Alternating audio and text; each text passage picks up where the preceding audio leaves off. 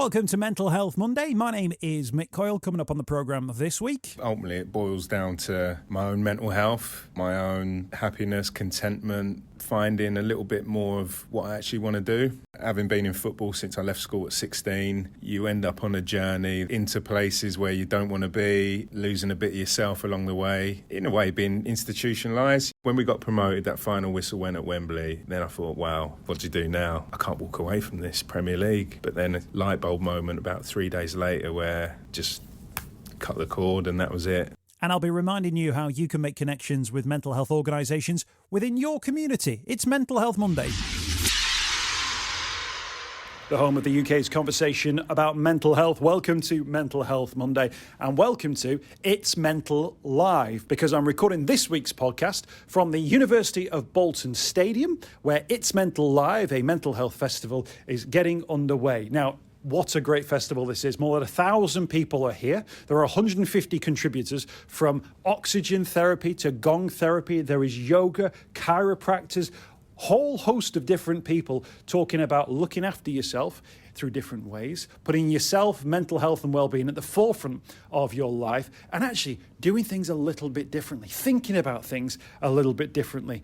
There have been some brilliant contributors around this stadium space, but my job throughout the course of the day has been up on stage, interviewing people who've got great stories to tell, inspirational stories to tell, and mental health journeys to explore. We've had the chairman of the football club, the CEO of the football club as well. We've had Martin Hibbert, one of the survivors of the Manchester Arena bomb, who climbed up Mount Kilimanjaro. We've had a whole host of great people telling their stories, and we'll be bringing you those conversations as part of the podcast as well in the coming episodes. This week's podcast, though, is with a former footballer, and I'm sure you're going to know him well because he's had a great career. I know him from watching Blackburn Rovers play, but also he was a Republic of Ireland international. He spent time with West Brom as well. Good coaching career, involved in the likes of Nottingham Forest and their promotion to the Premier League. His name is Steven Reid. Now, Steven's here on the programme today to talk about the next stage of his journey, because as a coach, he helped Nottingham Forest get promoted to the highest level of English football. And in that regard, one of the most important leagues in the world, but actually has decided to step away from that aspect of the game, to do things a little bit differently. But why has he decided to take that step? What are the things that he's experienced within the game that has made him think that he maybe wants to do things a little bit differently now? And what lessons does he hope to teach younger generations of footballers about what they can expect from the game? He's not walking away from the game as such, but he's walking away from that version of the game. So this is a really important conversation to hear and to have. So Steven Reid is our guest on Mental Health Monday. I started by talking about his great career. All levels, Premier League mainly. Coaching career has taken me, from club football into international football as well, and representing my country, Republic of Ireland, during my playing career. People will know you as a footballer. They'll have seen you on the sidelines. They'll have seen you on TV. You've stepped away from that. You've taken a big decision to move away from that. Just tell us what was at the heart of that decision and why you felt like you had to go down a different path. You'd just been promoted with Nottingham Forest. The Premier League was there, the bright lights, but you've chosen a different path. Yeah, it's been something I've thought about for quite some time. I think ultimately it boils down to my own mental health, my own happiness, contentment, purpose, and finding a little bit more of what I actually want to do. Having been in football since I left school at 16, you end up on a journey that is into places where you don't want to be. It's losing a bit of yourself along the way. It's, in a way, being institutionalised. You come out of that at the end, and it's... Remember, actually, I've gone through the sort of counselling and therapy journey myself, which is still ongoing when needed.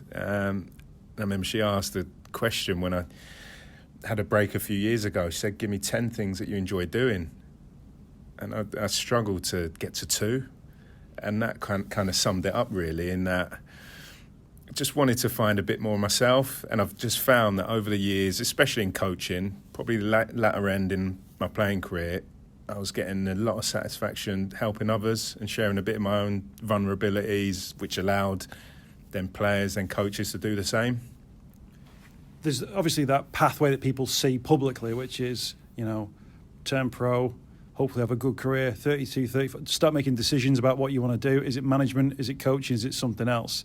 I think people naturally presume that that's just a career progression, but you obviously viewed that as being something which was more within that institution that maybe wasn't something that you wanted to pursue even further. But if we talk about successful as well, you were involved in, Nottingham. So people will look at it and go, why is he walking away? Like, why would he walk away? What answer do you give? Again, I think it just comes down to that, doing something that I want to do, not doing it for the expectation of others. And I think that's the main issue. Is I think when you can end up in, and not just football, I think in life in general, in all sort of environments, who are you doing it for? Is it right for you? Is it what you want to do, or are you just doing it to please others, to fit a mould, to go ahead with the expectation? But I just decided, I want to pursue this a little bit further. I thought about it for long enough.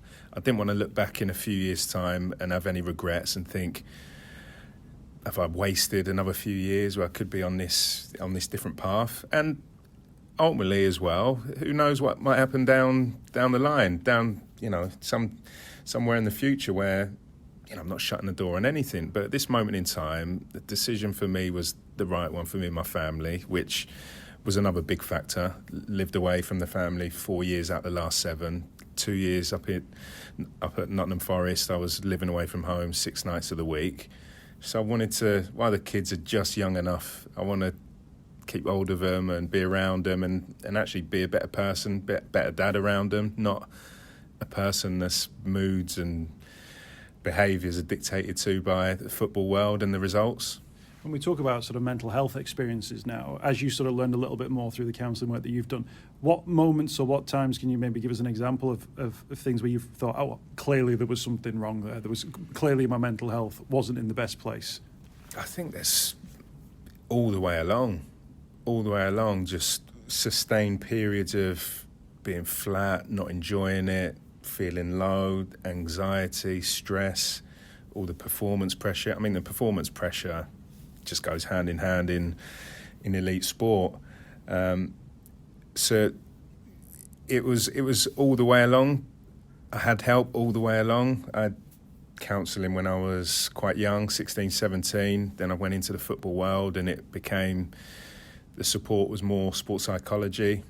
I then went kind of back to the counselling in 2018. When I stepped out of Crystal Palace, I was effectively burnt out. So I did some real intensive kind of work on myself and had some support there. And that's carried on. Now it's kind of a check-in now and again. So it's not one moment in football. It's just issues all the way along. In the coaching side of things, I felt a lot of the time the imposter syndrome and then the performance pressure starting again. I think even more so the results I felt affected me as a coach. Felt a bit more responsibility with that. Did that come through as an anxiety thing? Was it a depression thing? What sort of thing? Definitely anxiety. Definitely the imposter syndrome. Definitely general mood, snappy, irritable, maybe not great to be around, detaching from people. I think in football it's quite common that, especially if you're living away from home and you're home one day a week, you kind of got your immediate family, but then you kind of get disconnected from friends, from, not extended family, but even don't see mum and dad enough when I'm back in football or go to see my brother. With the results as well, you can become a bit more withdrawn. So, yeah, it is a constant challenge. That's part and parcel of being in it. Hence the reason why I find myself in a place now where I'm more present with the kids. I'm actually loving just being there and not thinking of driving back up to Nottingham or got a meeting tomorrow, got training tomorrow. I'm just fully focused on them, and that's been incredible for the last sort of 6 or 7 months. Making this change. Do you have like young pros that you could speak to now who will go, I feel a certain way, and then you're able to go, oh, I felt that same way, and presumably in a way that you maybe didn't have within maybe the dressing rooms that you're in? Is that fair to say? Yeah, I mean, I've done a couple of presentations in academies where it is almost a perception and reality. So the perception of my career, which a lot of people say that was great, incredible, that's where I want to get to. But then when I deliver the reality slide, it is a complete perception and reality, because I talk about all the struggles that I had, but I also, at the end of that, say, I never had this. When I was your age, I never realised that anyone else in the game had suffered from panic attacks, the real imposter syndrome, the performance pressure to the level of, fear daily, even as an academy player, what to wear, what music to listen to, what car you drive, just all of that stuff is thrown into the mix as well. We're in a really kind of vulnerable sort of age, 16, 17, 18, when you're still developing. So, yeah, I'd speak to players now that sort of have reached out, or an agent has spoken to me to support one of their clients. And, more than me saying I've gone through this, firstly, it's about how they're feeling. Talk to me a little bit more about that. And sometimes it is just listening and just allowing them a space to say that, because if you're a footballer and you're having a difficult moment, or you're really struggling, that can add on a load of guilt, because you feel like you're living the dream. Everyone thinks that you're living the dream, whereas you sometimes feel the complete opposite. Well, and I think that's the crux of the conversation, that some people will think, oh, he's walked away from the game, whereas actually it's not walked away from the game and there's a full stop at the end of that. He's walked away from the game to go and do something else. Yeah. And I think some people will hear this and they'll go, oh, I can't believe, he had such great opportunities, because they're thinking completely within that football frame of mind. Whereas actually you're talking about family and spending time with your kids and seeing your parents. That's like life. Yeah. And then I guess you then weigh up how much of that stuff that you had to sacrifice throughout those years, and the different clubs and the travelling that's involved in all that kind of stuff, and kind of thought, well, I guess they call it me time, don't they? It's time for some me time. Yeah, exactly that. And also the sacrifice, I sort of turned around last summer and got to a point, luckily, with the career I had, that I could make that decision and had that choice, which I'm thankful for. But now I want to help players and coaches and maybe other sports people, maybe just people in general, to achieve as well. Because I played at the World Cup, I played Premier League for 12 years, I coached in the Premier League, I coached at the Euros with Scotland. It is possible. So that was one of the key messages, is that you can get, because when you're feeling that way, you think, how can it be possible to go out and play or perform or do this? But with that bit of support, with that space to talk about exactly how you're feeling, it is possible to get there. No, absolutely. And, big decision. Does it feel like a brave decision when you actually thought, right, I'm walking away? Presumably people said to you, well, we can't, we've just... was that a strange, just that moment where you suddenly then wake up in bed the next morning going, all right, next step? It became not a brave one for me personally, and it was funny actually when Sharon was on the stage earlier, and again their decision they made not taking sponsorship from betting companies. Again, for them, it's not a brave decision; it's the right one. And similar, I just sort of nodding away when she said that, and similar for me.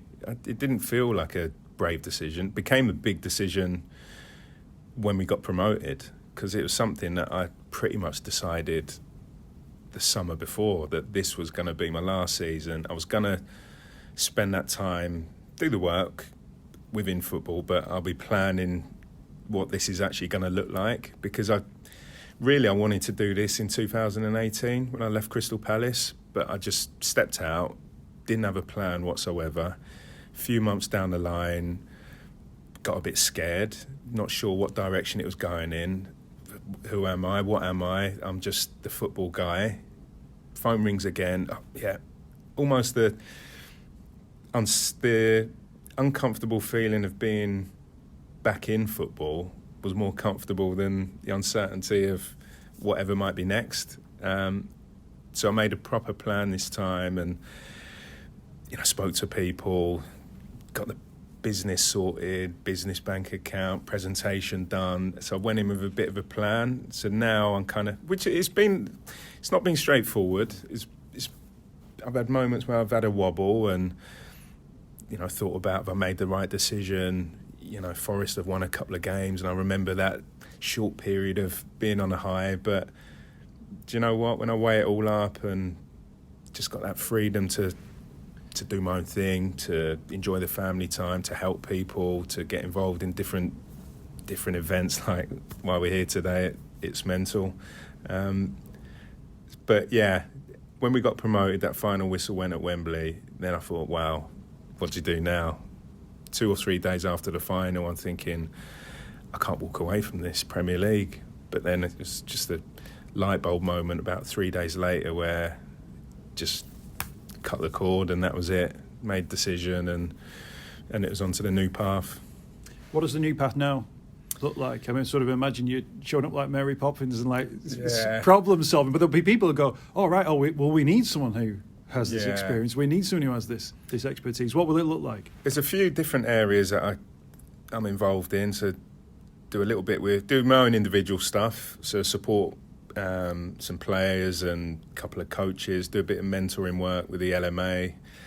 Got a little football bit still with the Premier League this, once a week, which I'm still involved in. So obviously going to events like this. So there's a lot of different parts to it. And I think with time it will sort of settle into what it looks like. I'm obviously on the counselling journey, on the level 3 counselling course. I want to get that kind of done over the next couple of years and get fully qualified if I can. So it's interesting. It's taken it, but I think the turn of the year I refocused a little bit. I sort of spent December just enjoying a December, not in football, Christmas, sort of caught up with everyone, managed first ever holiday that I've ever had in a December with a family. So January now sort of it's taken a little bit of shape. Things are starting to move forward a little bit. I've been a bit better at getting out there and networking and kind of getting myself out there, really. Something that I've never been great at doing, but pushing myself out the comfort zone. So, yeah, it's kind of a little bit bits and pieces, but I think it will, over time, sort of settle into what it looks like. Well, wish you all the best in your endeavours. Thank you for your time. Cheers. Thank you. Great stuff. I hope you've enjoyed this week's podcast. Thanks for checking out Mental Health Monday. My name is Mick Coyle. You can find me on Twitter at Mr. Mick Coyle. You can also find me, Mick Coyle, on Facebook as well. Don't forget, if you want to speak to somebody about your mental health, you can do so. The Samaritans, free to call on 116 123. You can find mental health services where you are. Just look for the Hub of Hope. Type in your postcode. It'll find those mental health services close to you. And for support in a crisis, you can text SHOUT to 85258. That's if you're experiencing a personal crisis, you're unable to cope and need support. Shout to 85258. That's a text line. Do get involved in those services. In an absolute emergency, always remember the number to call is 999. Thanks for downloading the podcast this week. We'll be back next week with more Mental Health Monday.